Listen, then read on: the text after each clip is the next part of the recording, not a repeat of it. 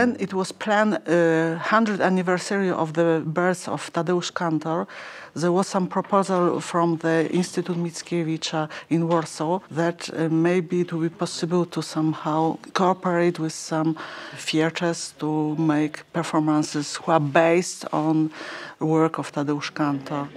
I don't know how to keep it like that though.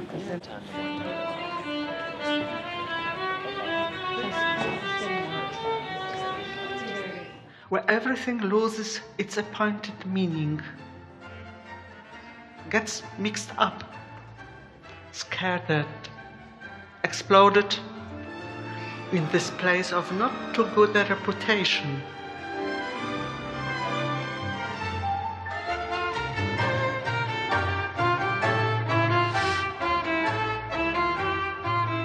And do you remember those good times, my brother? Those guys were so much more manly than these are, and they knew nothing of cocaine or morphine. Those guys back then didn't even use hair gel. I turned away and I started to cry. So when I was in Krakow, I spent time going to Kantor's studio and then to his country house, and I just sort of got familiar with the objects that he would put around him, things like that, the landscape that he liked, because I didn't know his work very well. I'd only seen one piece in New York.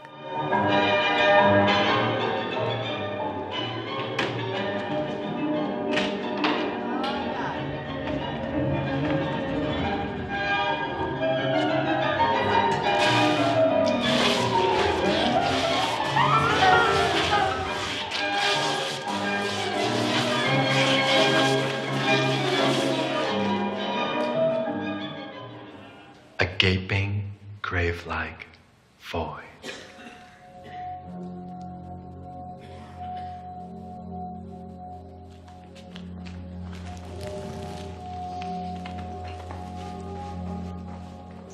I didn't know how to come into the piece until I met Dorota, and I realized that she had such a body of feelings about him that I didn't have. There was a blankness there besides this identification with him for the objects that he loves. And I love objects in that same way. I invest them with something special. So she was an object for me, a beautiful object that held so much feeling for it. So I thought, well, I'll follow that trail and see what happens with it. But they're objects that they reuse all the time. Kantor has that. And you begin to see them in all the pieces, and the pieces run as a kind of stream, and they pool for a little bit, and then they move on, taking new things with them, but always coming back to some of the original pieces, props or tables, chairs.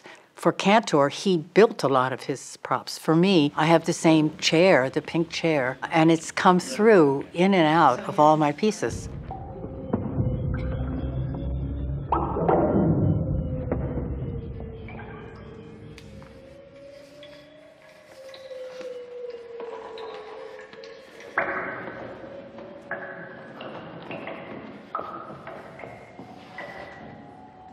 Immaculoso. When Dorota Krakowska came to work with us on this project, Liz said, "Oh, Z and Kate interview Dorota on the couch." We edited them down and developed her voiceover that is included in A Pink Chair. Yeah. Some of them were even made in this way where they were just kind of collected. I would just leave the camera on, kind of eavesdropped by the camera material. Yeah, and that's the kind of group writing we like to do, where over a period of time, a lot of this material is captured, and we're always recording every rehearsal. And because oftentimes there's an accident that we want to recreate. And so we have the camera on all the time, and we're recording, and we develop our writing that way. And very much that's how we developed Dorota's storyline, through a pink chair. All right. Back to Dorota. Okay, Dorota, when are you leaving? Tomorrow. Leaving? Mm-hmm. Yes, tomorrow. Mm. I'm dedicating this piece to my father. Only for my father, Tadeusz Kantor. Mm-hmm. But there are some things you can keep. And I am looking for it. What you can keep. Meet again. We have a word in Polish. Duch. Spirit. There were some hours of our talks about Tadeusz, and after I was surprised that you took some things from it and told me, okay, it will be in the piece. Theater is important as an intellectual, visual, and imaginary. And this is in the piece, in our piece that we made together, that feeling from you about what's happening, because it was happening for your father too at the same time. So that's in the piece, the loss of some idea about theater. He was even feeling it then. But I think that's why I was so attracted to coming into the piece through you, because I felt that emotion that I couldn't, it was still intellectual for me until I realized that it was your story that I wanted to tell. And then I would find my way into Kantor through you that way. Accordion playing in three-quarter time, the gang is dancing.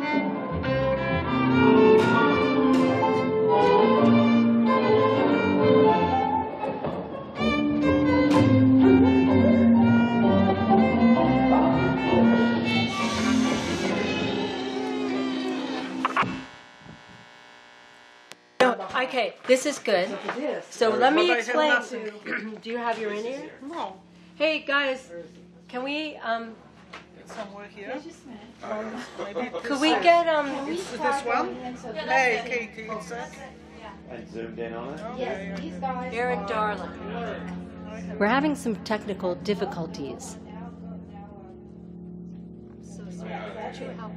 Z sat on Dorota's earpiece, and now everything's tangled. So I kind of play myself because I'm not an actor at all, and actually it was like extremely difficult for me to kind of go on stage and actually know how to even where to look or what to do. And then at one point I had an in-ear. Liz was directing me like a puppet on the stage. He's acting a more complex role, not only as the director, but as a persona on the stage. Persona on the stage. Put your head down, put your head up, you know, don't look so serious, or sometimes even like fall off the chair or something. But that was more to kind of get ready. But maybe there's a little something in this nothing. Dear people, learned friends, forgive me my What? mistakes and be happy. But most important, will it all have a happy end? You need to try to endure it somehow. Be with me at the bottom a little while. Where? What's he talking about? At the bottom. At the bottom. At first, because I don't understand Polish, I thought it was not funny because I didn't see that he was so dry and so ironic that he actually beat me.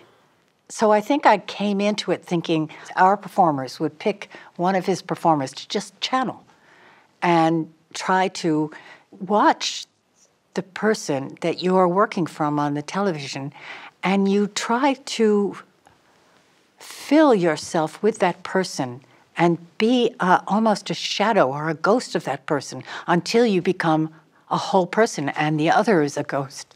It's like a transference of energy from the television. And that was very interesting to me because that's when I discovered his humor. Everything is still ahead of us.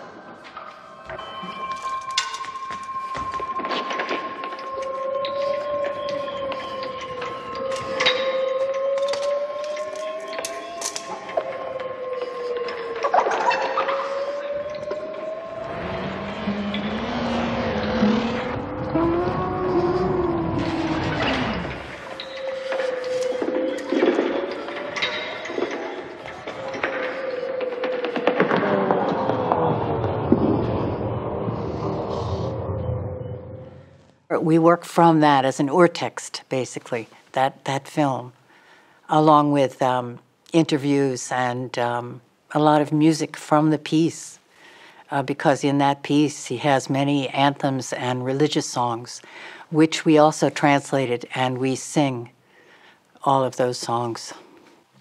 It's actually a musical.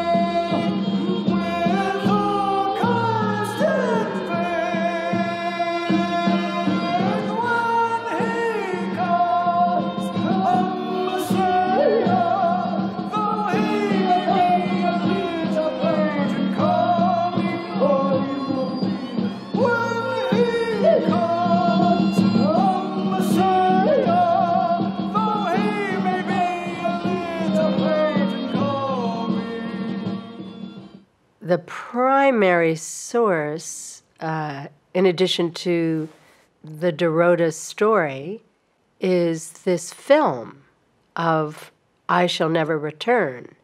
And that's our relic, is the film. And it's definitely from a filmmaker's perspective. It doesn't ever show the whole stage. So it was a theater piece made into a film, and now we're using the relic to make the theater piece and insert ourselves. And there is that spiritual aspect of channeling, looking for the spirit, finding the spirit, being empty so that the spirit can take over. Boat of the dead. The boat of the dead.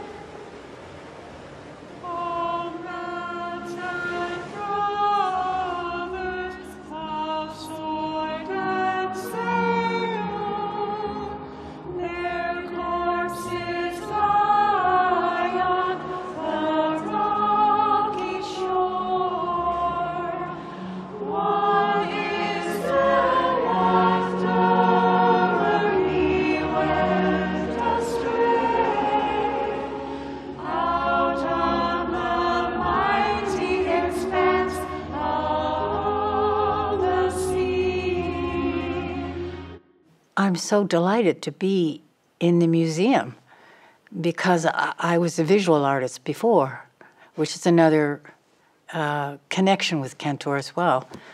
And I designed the pieces as well. So I was very happy to be here, but we've always been in the basement. And I mean in the basement in the metaphoric terms too. And so it's a mixed blessing. When I grew up, everything what was good was in some sort of underground. Yeah. Because I grew up in the communism, and on the beginning of our work, and in one moment you told me, but Dorota, stop, we are in the theater. And I told you, okay, it means that we are allowed to do everything what we want because we have freedom to do it. Great. Absolutely. Yes, but the other thing about having that freedom is that it's very difficult in a totally materialistic world now, and a world that is so totally about entertainment all the time. There's that problem of time, because time is what it takes to make a piece.